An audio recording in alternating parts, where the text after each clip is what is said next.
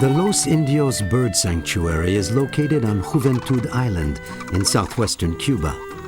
Among other species, it is home to a magnificent bird threatened with extinction, the Cuban crane.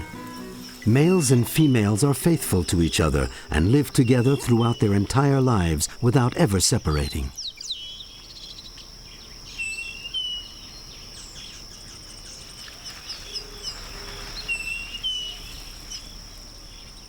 My name is Fidel. My mission is to travel through the sanctuary to observe bird behavior.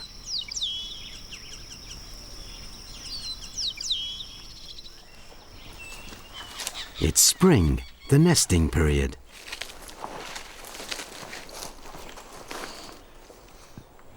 This palm tree's rounded trunk in the shape of an urn is an ideal nesting place for the Cuban Amazon parrot.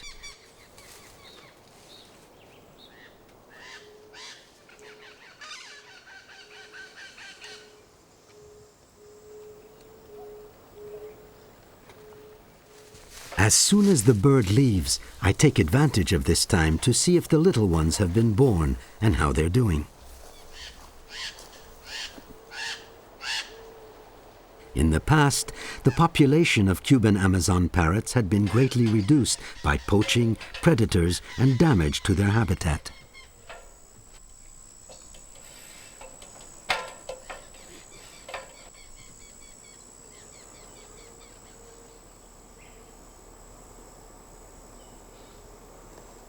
Thanks to our efforts, their numbers have doubled here at Los Indios in the last 10 years.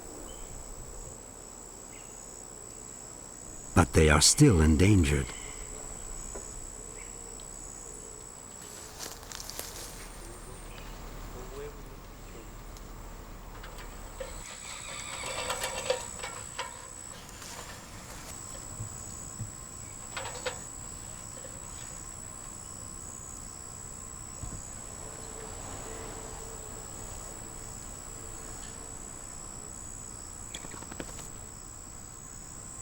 To speed up the reproductive process, artificial nests have been created on the reserve.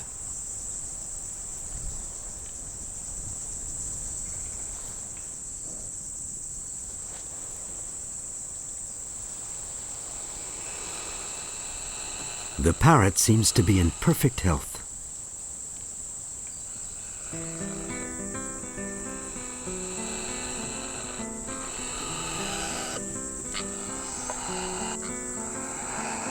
The eggs will hatch in a few days. I make sure to close the entrance to the nest to protect it against eagles and snakes, both very dangerous predators.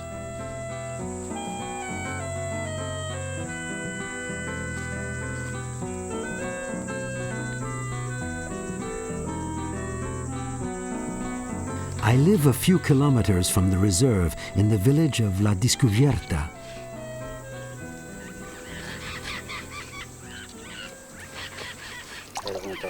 I often go fishing with my friend José, who works with me. I gained a deep respect for nature in the past when I was a peasant, and I have a real passion for the crane, the largest bird in the Caribbean. I became interested in watching this bird as soon as I saw it. It was really a discovery for me. We don't know much about it or its behavior. Since I like the country and animals, I soon became very attached to the crane. My job is a difficult one, and I have to make many sacrifices, but I don't mind, because I really like it.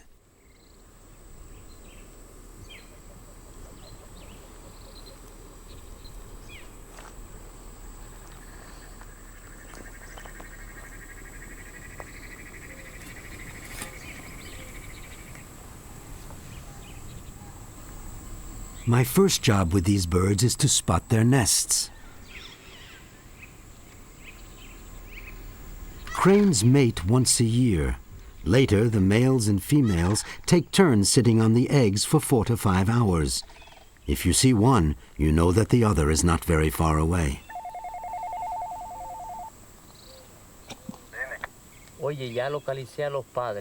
I inform José that I've just located the male. Voy a caminar en dirección a donde están la grulla. A ver si encuentro el pichón que ellas se están alejando y dejan. His mate has already given birth to a little one a few days ago. We're going to try and find the female to see if another one has been born.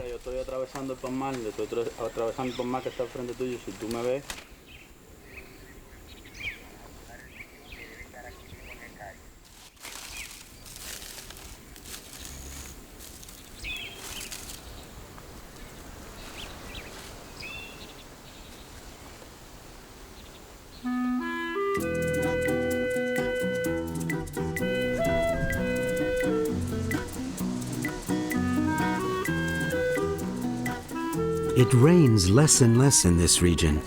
We have to keep the ponds going so that the cranes can drink from them.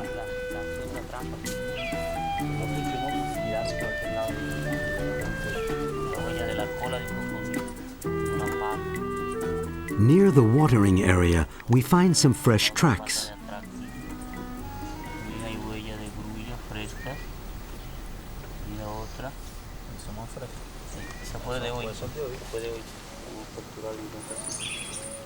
But it's hard to tell in which direction the birds went.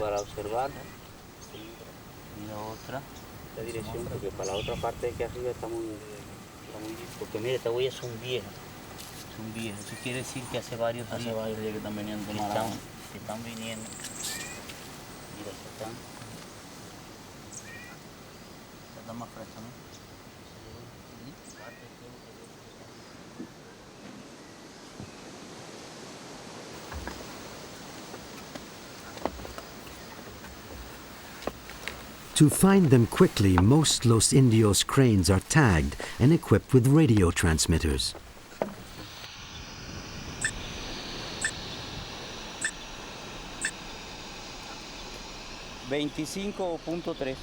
Voy adelante con la 013. Adelante. 342. Thanks to our high-precision equipment, we can capture their signal from our observation post. 312. Hacia mi izquierdo. ¿Cuál es? La 053.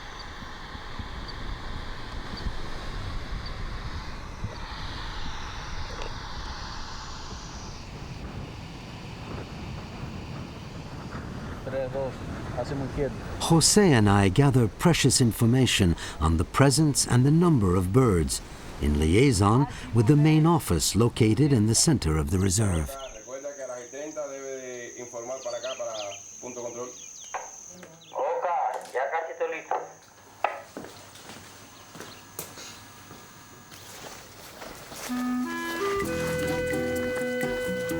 Finally, I managed to spot a nest.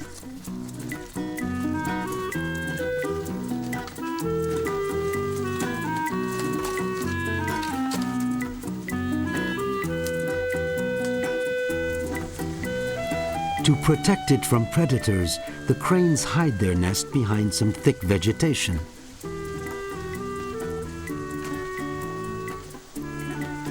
Incubation lasts for 30 days.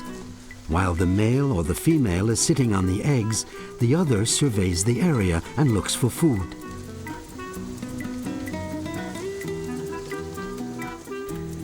Cuban cranes are omnivorous and feed mainly on insects, small snakes, grains, and fruit.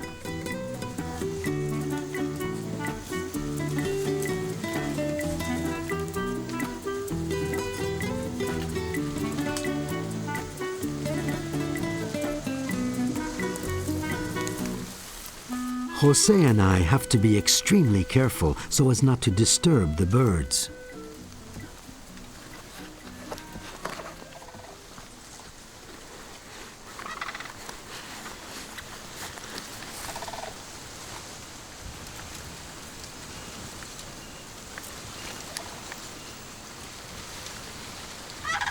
If they sense our presence, they could fly away and abandon their nest.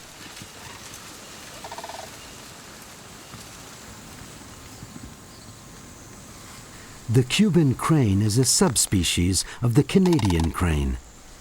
Contrary to his North American cousin, he doesn't migrate and he doesn't gather in flocks in predictable areas. Once they've formed a couple, these birds live hidden in the savanna. José does the marking for the scientists in Havana. They will study the data to see if the reserve has more nests than the previous year.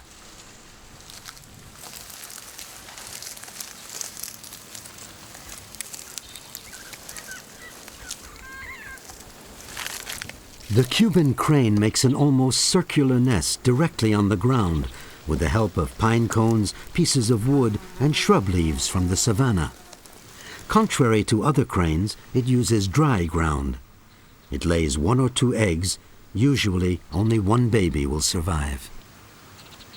José has observed that the unhatched babies are dead.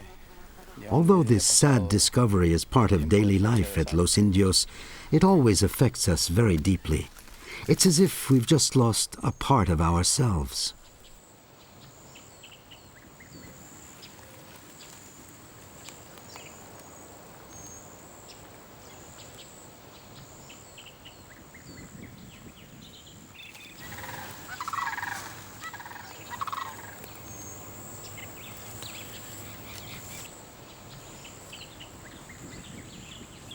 There are happy occasions, too.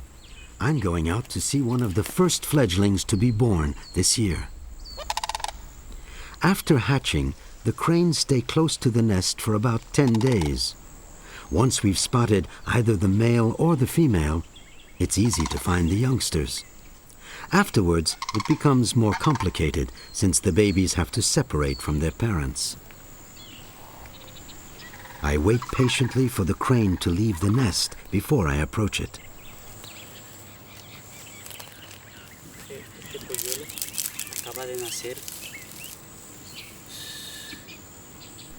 The little one is just a few days old and still very fragile, but in good health.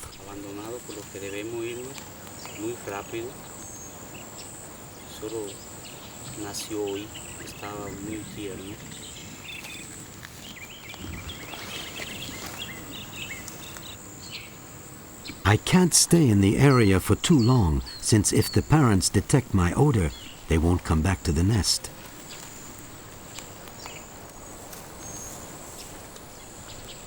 And the little one cannot survive on its own. Our research has taught us a lot about the Cuban crane, although there are still lots of mysteries. We think about them day and night.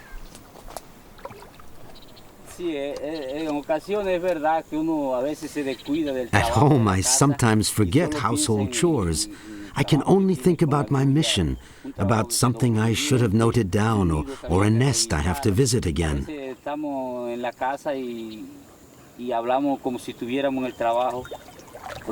I explained to my wife, for example, that tomorrow I'm going to this area to see a newborn or to take a head count. I can't stop talking about cranes. Finally, she sighs and says, "What about us? Are you ever going to talk about us?"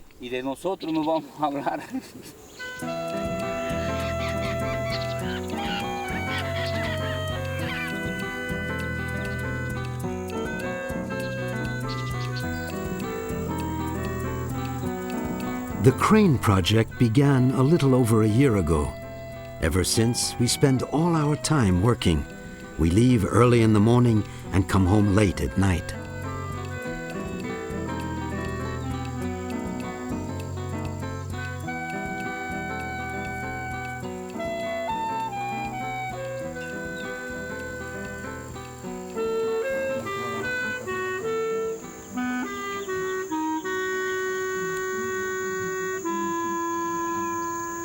Before going home, I often stop at José's house at the edge of the reserve.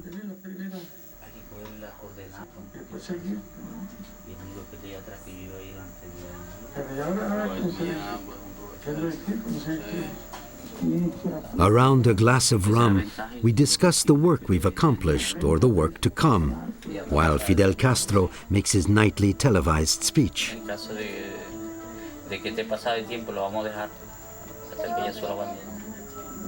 At present, there are about 20 of us working on the Cuban crane project.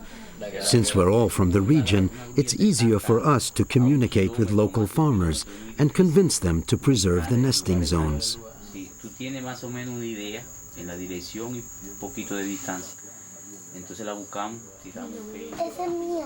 Cuban children are also aware of the need to defend the environment. At school, they learn a lot about endangered species. They realize that protecting nature is essential to man's survival.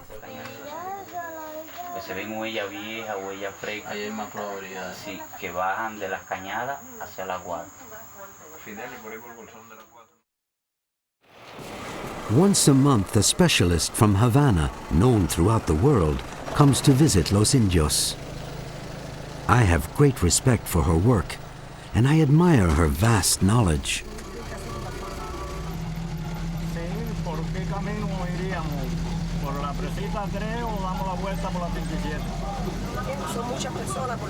My name is Xiomara Galvez Aguilera. I'm a professional ornithologist, and I have devoted myself to the Cuban crane for almost 10 years.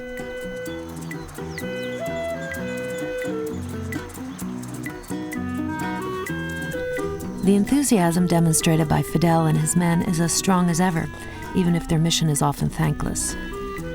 At first I thought it would be hard for me to gain respect because I was a woman, but I was mistaken.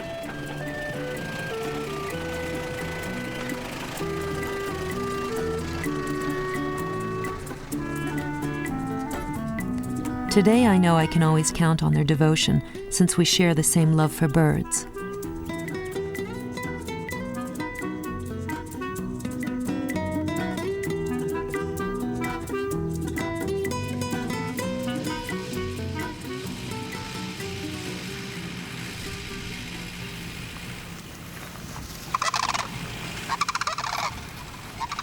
At present, there are 11 crane colonies in the Cuban archipelago. Nevertheless, the species is in danger of extinction. This bird can only raise its young in natural savanna areas. Because of the drying up of land and the creation of artificial pastures, nesting zones have greatly decreased.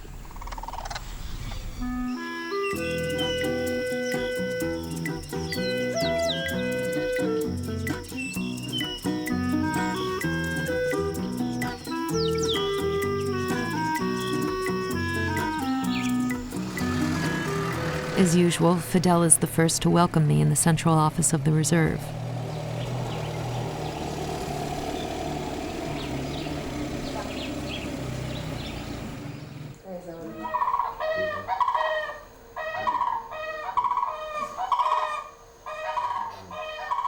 I ask him about the work he and his team have done.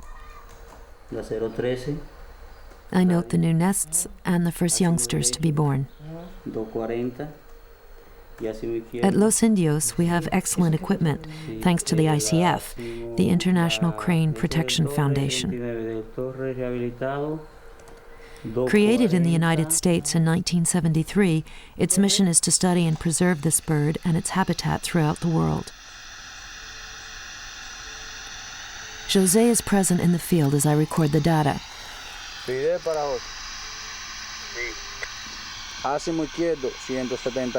He sends us information on the location of nests. 053, ácimo derecho, 222. Oye, dime el radio. 05. I record them accurately on the map.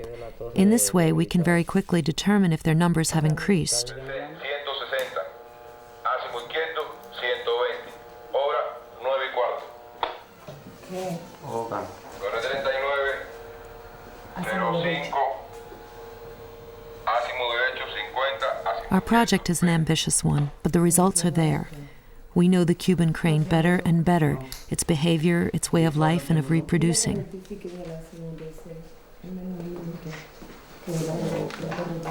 qué torre informa? We therefore hope to create ideal conditions to help the species to perpetuate itself. Máximo izquierdo, 20. Oca. La hora 9:15. Oca recibido.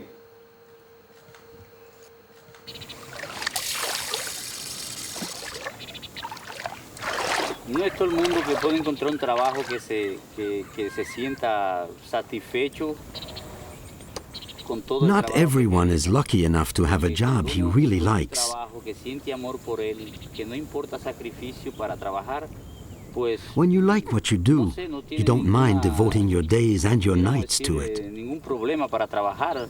Lo mismo trabaja de noche, de día. Con poca Sometimes we comida, earn porque only como enough quiera for trabaja, food. porque le Sometimes gusta a lot esto, more. It doesn't matter. When you're happy in your work, it's like a game or a holiday. Una fiesta, es así.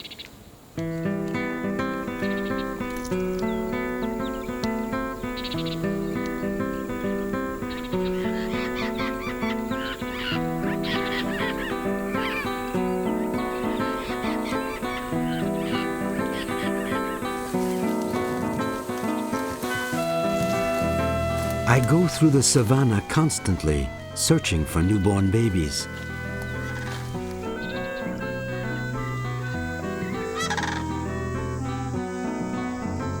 If the crane detects a suspicious presence, it will try to fool the intruder with loud noises to attract his attention and keep him far from the nest.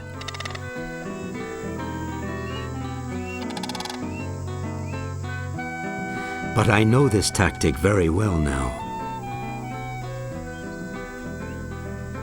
I know that the youngster is at the opposite end of the area from which the crane has led me.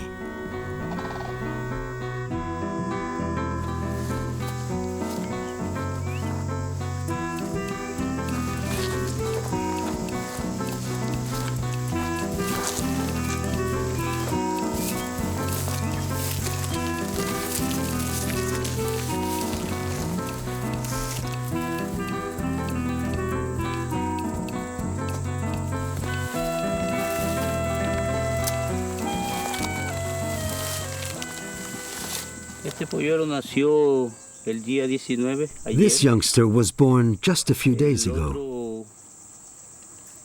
There were two of them, but the other one must have drowned crossing the river because of the current. Mantienen una conducta cuando hay posible depredadores o peligro. To defend their youngster against predators, the cranes spread their wings wide. The baby hides until the danger has passed. Por lo que así pueden escapar de depredadores. Este color lo protege. The color of its down blends in with the grass and protects it against snakes, especially the very dangerous Cuban boa. Porque puede recoger olor no. I don't keep it in my hand for long. If its parents sense my odor on the baby, they could abandon it. Para que los padres lo recojan. Vamos.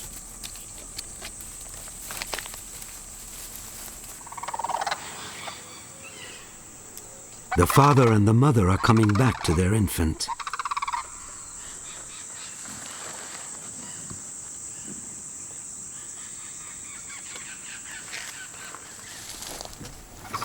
Está en la copa del pino.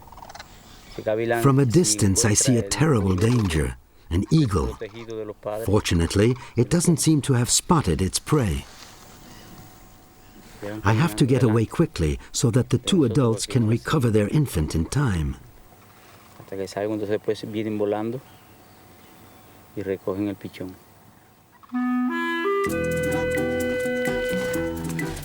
I'm happy because the reserve has more nests this year. But there's still much to do if future generations are to see Cuba's largest bird gliding through the sky.